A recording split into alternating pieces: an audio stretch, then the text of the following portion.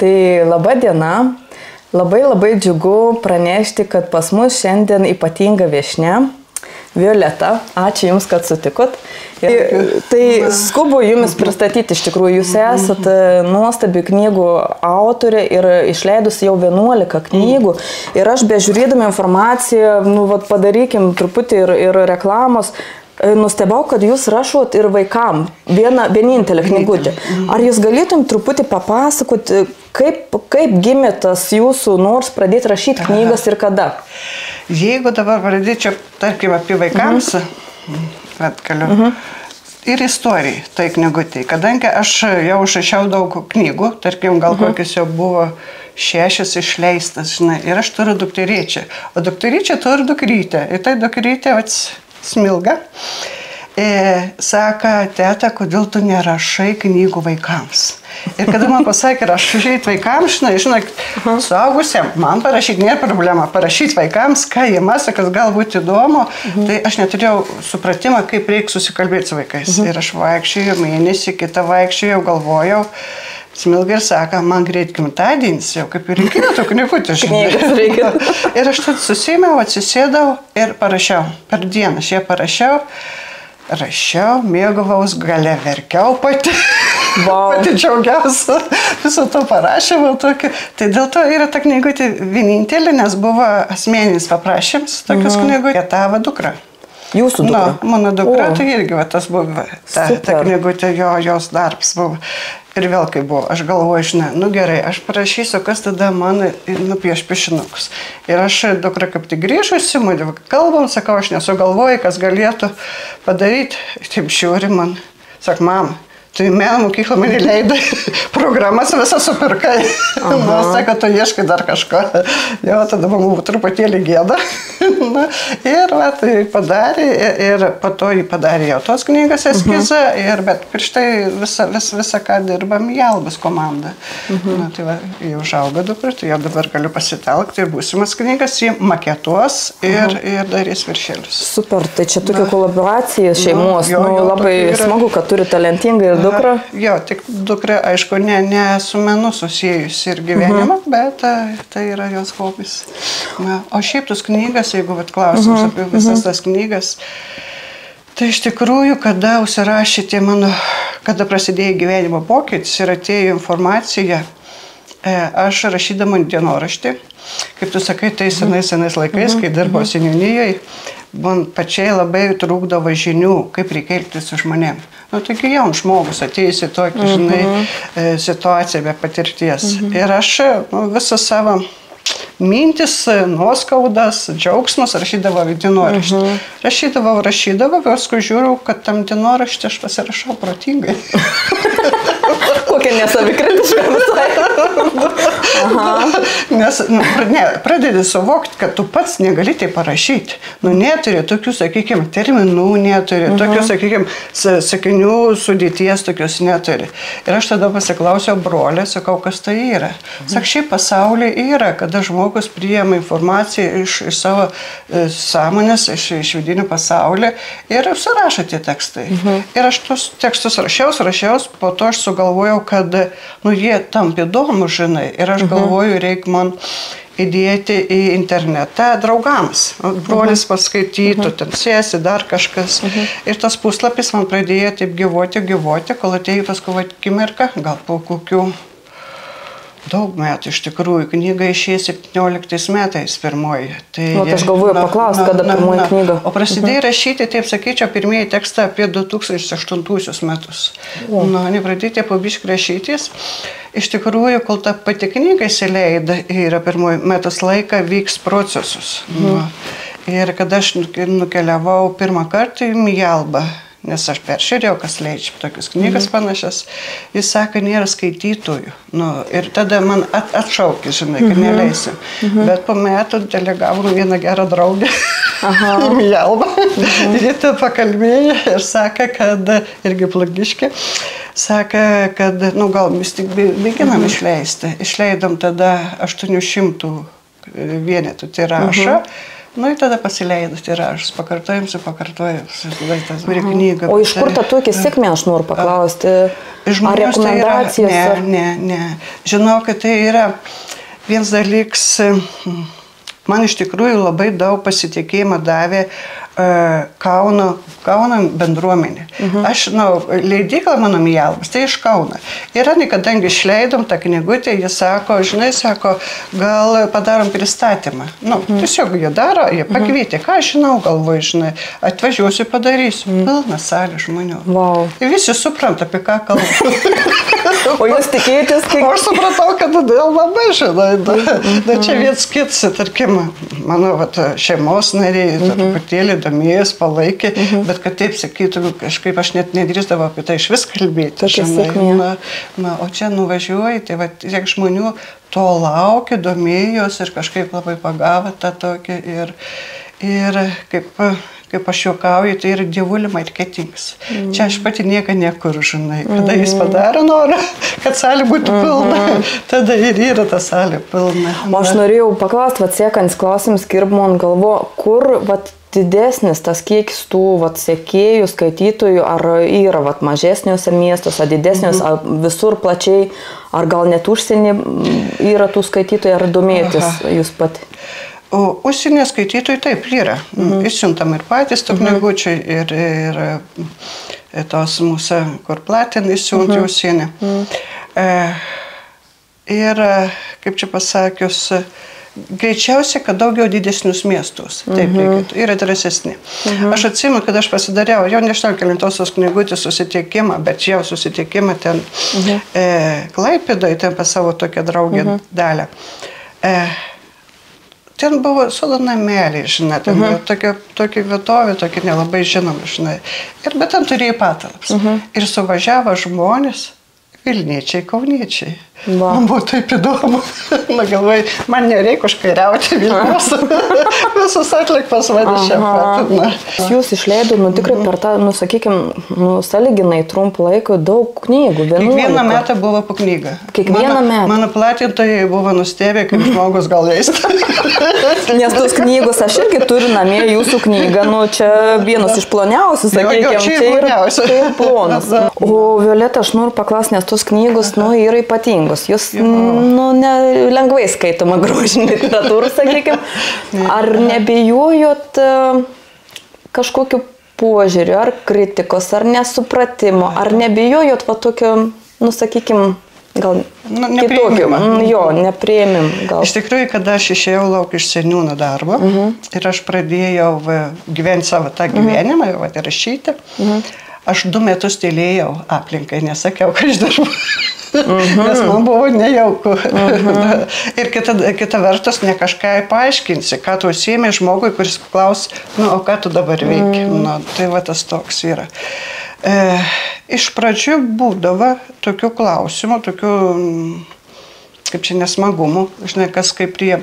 Aš atsimenu vėl susitikimą Kaune, mes turėjom tą kitą jau susitikimą ir atėjo, viena labai tokį priešiškai nusiteikusi, žinai, pasitaiko gyvenime. Kaip čia man dabar atsakyti, kad sukila salė. Apgynimis. Niekada nereikėjo sakyti. Nereikėjo nei sakyti. Tai, labai džiaugiuosi, bet mes iš tikrųjų pradėjom ne nuo to gal. Mes nekėjom, ruošėmės, kaip čia galvoju, ruošiaus kaip pristatyti, bet mes sakom, kaip natūraliai stepi pasileido. Bet aš norėčiau, Violeta, dar irgi labai svarbu gyvenime jūsų projektą pristatyti. Būties, kūrybos, Mokymai. Tiesiog, sakykime. Ir aš noriu vieną citatą paskaityti, ką internete jūs esate dėję. Tai žmogaus unikalumas pasireiškia tuo, kad būdamas mažytė visatos dalele, pats savyje talpina visą visatą. Man ta citat pasirodė labai gili. Apie ką, duokit truputį pažinti, apie ką ir tai mokymą mūsų žiūrovams. Iš tikrųjų apie tai, kad žmoguje yra labai daug žinojimo, labai daug vidinės galios ir visa kūryba žmoguje ir labai daug išminties. Kad žmogus iš tikrųjų nemanytų, kad aš, tarkime, turiu būtinai prieiti kažkokią mokyklą, universitetą ar dar kažką, kad galėčiau būti išmintingas ar protingas, žinai. Wow. Viskas yra mūsų viduje. Aišku, yra, tarkim, kaip aš sakau, žemiškus įgūdžius ugdyti reikia. Nu, reikia kalbas mokėti, reikia kažkokias profesijas įgyti ir visą kitą.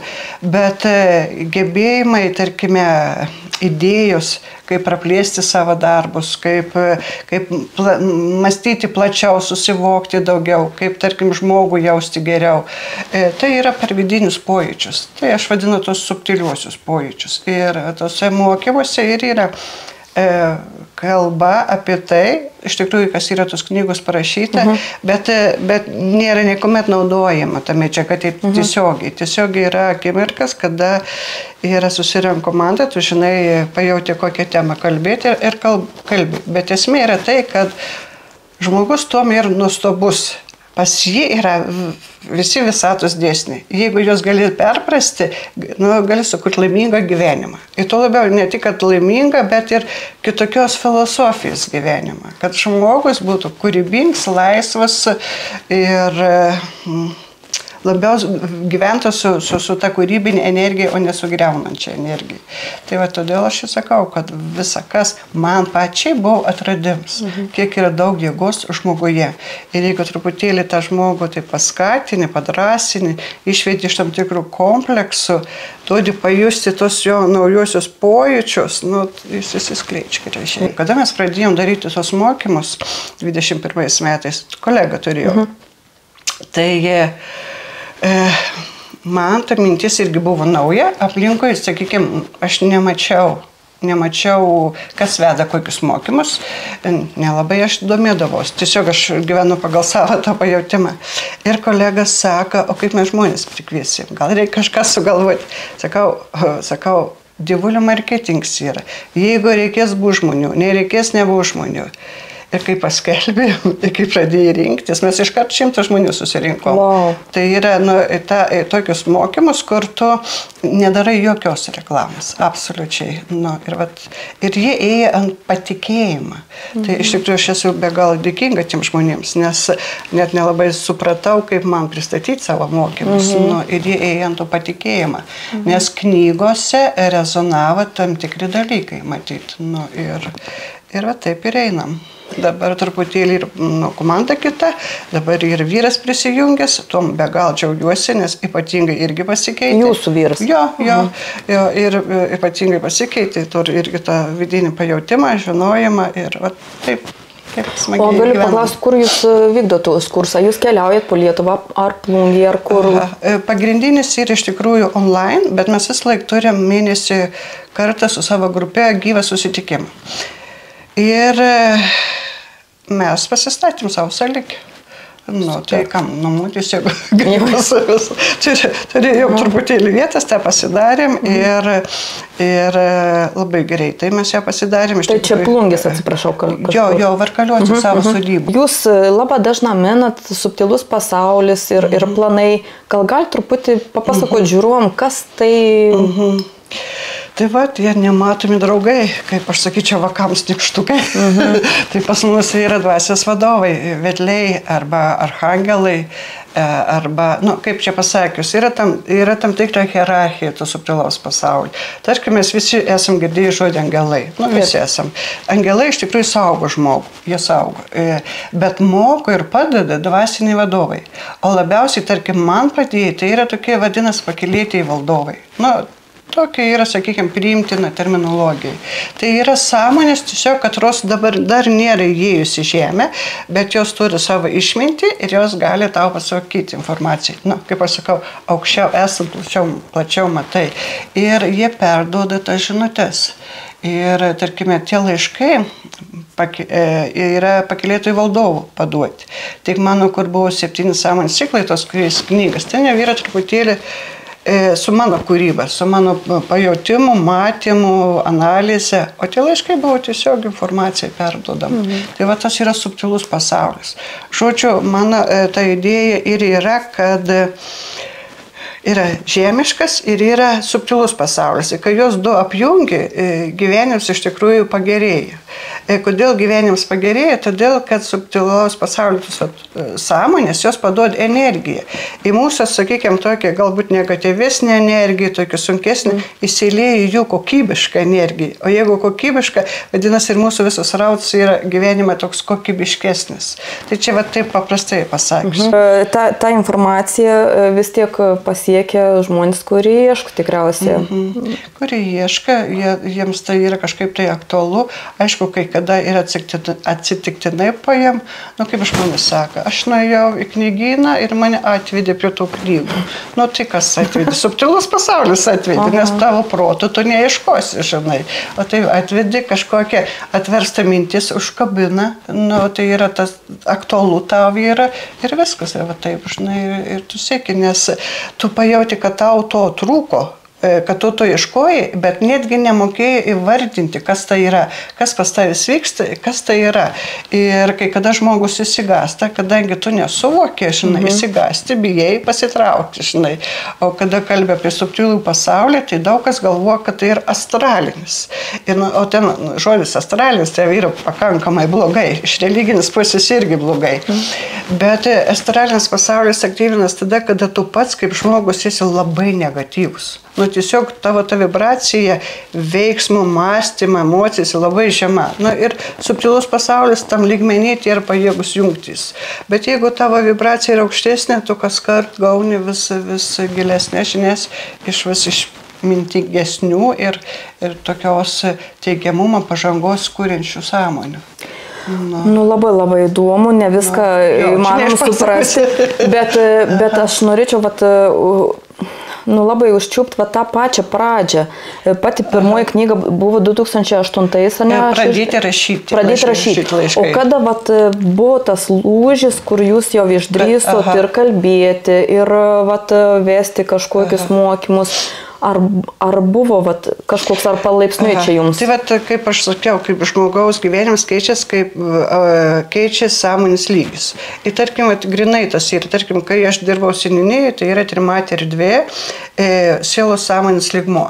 Kada jau įsiskleidėsi pagal mano tą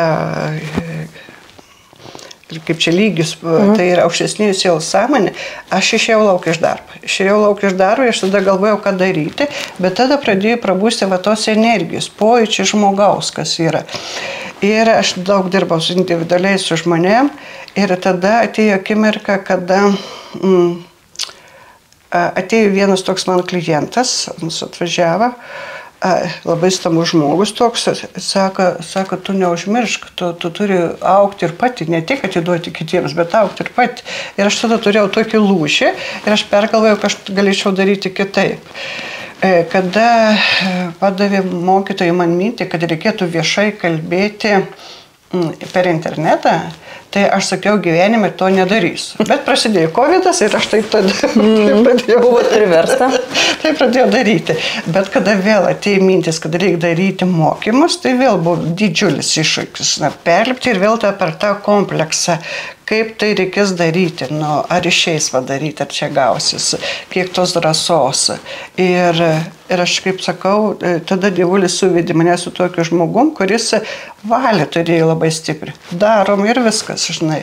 Nes aš bet kokiu atveju tai būčiau, kam čia reikia.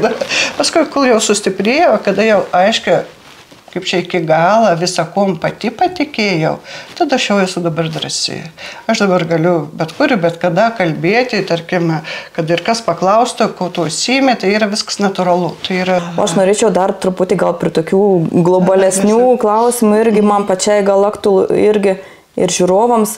Dabar tas mūsų metas toks, kur gyvenam, skubam, labai daug iš tikrųjų ir tų psichologinių problemų, ir tas tempas, ir tų šeimų, ir tų skyrybų. Yra toks, tikrai. Kaip jūs galvojat, kas čia dėdas, kokį nežinau, patarimą gal išjausit? Pats pagrindinis patarimas yra labai paprastas. Tikėti ir pasitikėti kūrėju. Nes kada tu tiki, tavo viduje yra ramybė. Ir kada pasitikė iki galo, tada tu žinai, kad vis vien spręs situacijas kažkaip tai spręsti tas situacijas. Tada tu nesiugdysi tos įtampas tokios. Ir reikia labai keisti požiūrį savo, asmeninį požiūrį į viską. Kaip aš sakau, gyventi ne su kažkokiu liūdėsiu ar griaunančia energija, bet tiesiog kaskart pagalvoti, žinai, kad aš pozityviai mąstysiu. Nu, galima sakyti, kad čia yra kažkoks tai gal iliuzija, aš pozityviai mąstysiu, kažkas keisis, bet iš principo tai mintis kuria realybę. Nu, mes pritraukėm. Ir jeigu mes visą laiką esam labai įsitempę, tai natūraliai, kad mes tokią aplinką sudėtingą pritraukėm ir situacija savaime yra blogesnis. Bet jeigu truputėlį tu įdedi pastangos keisti savo požiūrį, siekti to truputėlį savo vidinio teigiamumo, ugdyti savo tokį charakterį truputėlį kitą. Nėra sunkiai, bet tu neapkalbėk kito žmogaus. Tu nesityčio kažkur iš kažko. Tu eidams gatvė nelinkėk, kad ten kažkas galą gautų. Tai žodžiu, tokie paprasti dalykai, bet tavo energetika išvalo. Ir jeigu išvalo energetika, aplinka, tavo realybės lauks kinta, mums bus švaresnis, tu nesutiksi tiek žmonių. Nu, aš tokią vieną draugę turiu. Jie atvažiuoja, sako, aš per visą amžių nesutikau gerą žmogaus, visi tik blogi. Nu, sakau, nu, tu pažiūrėk į savį. Nu. Tu net nedrįsti pažiūrėjus į žmogų pasakyti, kai jis gers. Tavo prots neneš to, žinai. Tai irgi taip ir nėra. Tai yra tokia realybė, kokį tu suvoki. Jeigu aš todėl iš tikrųjų tie visi mokymai ir yra tam, kad pakelk žmogau biškį akis į aukščiau. Tu esi visatos gyventos. Tai yra daugybė tobulų dalykų, kurios į tave įdėjęs yra. Nu, neusispausk asmeniškume, nes viens pats tu neįspręsi visą ko. Nu, ir negalvok apie tai, tarkim, kad va čia kažkur yra didžiulis problemas, ten yra. Bet jeigu tavęs konkrečiai, tarkim, nepaliet, nu, ir negalvok apie tai, neapsunkink savo mąstymą, jausmų neapsunkink, įsivarys įtampą. Nu, ir kas iš to, jeigu tu visą laiką galvosi kiekvieną dieną atsikėlis, tarkim, apie karą. Nu, tu būsi tiek įsitempęs, kad tu negalėsi kvėpuoti. Tavo širdis susispaus, kraujotaka, tavo ligas atsiras. Bet jeigu tu kažką nori keisti, nu, tvarkoj, paaukok Ukrainai, dar kažkas, padaryk, ką gali. Negali daugiau ir negalvok apie tai. Ir viskas. Nes tu kenki savo. Tiesiog. Ir taip, sakykime, apie bet ką žmonės paskaitę, pasižiūrėti tam tikras laidas televizoriaus ir įsitemp labai. Nu, nežiūrėk, nes tu savo kenki. Daugiau niekam, žinau, nuo to tokios. Ir žmogus turėtų išmokti truputėlį save patausoti. Pagalvoti, žinai, kad čia nėra reikala. Nu, mes lietuviai, tas mūsų bruožas, nu, mes tokie, sakykime, nu, nesam patys optimistiškiausi ir to pykčio draugai, to pavydo, tai jums, va, kaip iš to seno, to darbovietį teko tikriausiai su įvairiais žmonėms susidurti ir su piktais, ir pavargusies. Nu. Ten buvo didžiulė mokykla, bet kartu tai buvo didžiulis ir augims ir dar galiu pasakyti, išlikims tyroj pozicijoje. Neužauga tas ego, tam sėdėdas, ten sėdant. Neužauga, tuom ir džiaugiuosi, žinai, nes gali užaugti. Bet jums dabar gali užaugti? Gali užaugti. Aš atsimenu, kad aš išleidau pirmąją knygą ir aš kažkur čia plungį važiavau pristatyti, bet ne į biblioteką, žinai, neatsimenu tiksliai kur. Ir truputėlį, jau parašiau knygą ir aš palauk, galvoju. Tu lendi į kanalizacijas šulinį, būni ir aš parvažiau tam tai pasiimsiu, tą ego, žinai, nes noriu važiuoti normaliai. Nu, tas, jo. Kaip susitvarkot su to, nesakau, sekėjų yra daug veiksmo, daug mokinių, knygų parašyta. Kaip susitvarkot su to ego? Kada tu esi tik kūryboj, tu nesuki galvos, kaip kiti vertin. Nu, ir netgi tai, kaip tave gerai vertin. Nu, tas irgi yra tame. Ir kitas dalykas irgi aiškiai žinau, jeigu mano ego užaugtų, aš informacijos nebegaunu. Aš neįeinu į tą tokį kanalą švarą, kur aš galiu tą informaciją paimti. Žodžiu, man naudinga neturėti. Turit sąlygą. Turi sąlygą. Tikrai labai smagu, aš labai džiaugus, kad jūs nuradot laiko ir atėjot pakalbėti su mūsų žiūrovas. Ir pabaigai norėčiau tikrai paprašyti, gal kokį palinkėjimą galėtumėt mūsų žiūrovams, nes ir vyrų, ir moterų, ir jaunų, ir vyresnio amžiaus. Tai iš tikrųjų norėtųs palinkėti tikėti, aišku, kaip sakiau, kūrėjų, bet tikėti ir savimi. Labiausiai reikia tikėti savimi. Jeigu, tarkime, tu užsidegi idėją, kad tai yra tau svarbu, tu nori padaryti ir padaryti ją. Nes jeigu kažkur suabejosi, kaip čia pasakius, nepasieks sėkmės. Ir tada tu vėl užsidarysi ir vėl gyvensi neįdomų gyvenimą. Tada iš tikrųjų linkiu labai patikėti savim. Ir netgi kaip jeigu kažkas ir vertin tave nelabai gerai, bet tu tiki, kad tai tau yra smagu, tai yra tikra, tai tau suteikia ir gyvybingumą, ir džiaugsmą. Darykit tai. Ir, tarkime, jeigu jauni žmonės klausos, tai ypatingai jūs turit pasižiūrėti, kas jums patiems yra svarbu, įdomu ir kad į tą kelią eitumėt. Nes per tai eis, tarkime, kūrėjo jėga.